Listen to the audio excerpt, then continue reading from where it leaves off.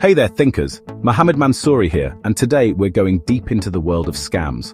Not the how-to, obviously, but the why do we fall for this stuff?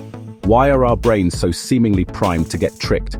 It all comes down to some pretty fascinating psychological quirks that we all share. You know, those little glitches in our thinking that make us human, but also leave us vulnerable to manipulation. But don't worry, this isn't about feeling bad for being fooled.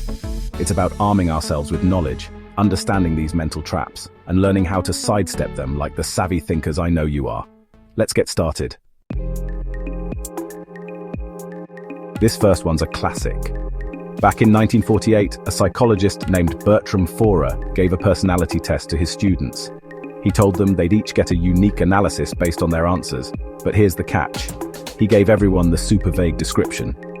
And guess what? Most of the students rated the analysis as incredibly accurate. Why? Because our brains crave meaning, crave feeling seen and understood. So when we encounter these vague statements, we tend to fill in the blanks ourselves, making connections that might not actually be there. Think about horoscopes, for example, or those personality quizzes that tell you what kind of bread you are based on your favorite color. They're often so general that they could apply to almost anyone. But because we want them to be true, we find ways to make them fit, and that's exactly what scammers are counting on. They use this effect, known as the Forer effect, to make you think they have some special insight into your life.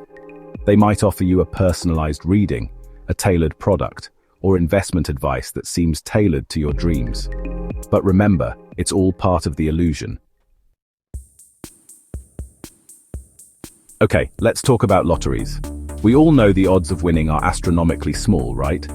Like you're more likely to be struck by lightning while riding a unicorn through a rainbow. But that doesn't stop millions of people from buying tickets every week. That's because our brains aren't very good at grasping probability. We tend to focus on the size of the potential reward, that life-changing sum of money, rather than the likelihood of actually winning it. And scammers know this. They dangle these huge, often unrealistic promises in front of us, making us feel like we'd be fools to take the bait. They might offer us a guaranteed investment opportunity with sky-high returns, or a chance to win a luxury vacation for the price of a text message. But remember, if it sounds too good to be true, it probably is. The key here is to take a step back and think rationally. Do your research, consider the actual probabilities involved, and don't let your emotions cloud your judgment. Ever notice how those limited time offers always seem to pop up when you're about to click away from a website? Or how those infomercials love to remind you that you have to act now before it's too late? That's scarcity bias at work. Our brains are wired to place a higher value on things that are scarce. We assume that something must be more desirable, more valuable if it's in limited supply. And again, scammers exploit this to create a sense of urgency.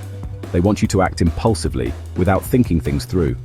They might tell you there are only a few spots left in their exclusive program, or that a certain product is about to sell out. But don't let them pressure you into making a decision you might regret. Remember, true value doesn't disappear overnight. Take your time, weigh your options, and don't be afraid to walk away if something feels off. Our brains are constantly looking for patterns, for connections between events, and sometimes we find them even when they don't actually exist. This is called association bias. We link two unrelated things together, simply because they happened in close proximity. For example, imagine you have a terrible day. You spill coffee on yourself, miss your bus, and then get caught in a downpour. Now, you might start associating rain with bad luck, even though it's just weather. Scammers use this to their advantage by creating false associations. They might show you images of wealth and luxury while pitching their get-rich-quick scheme, or use testimonials from people who seem trustworthy to endorse their products. The key here is to be aware of these subconscious connections our brains are making. Ask yourself, is there a logical link between these two things, or am I simply being swayed by a carefully crafted image? Ever heard the saying, "Don't touch that, it's been sneezed on"?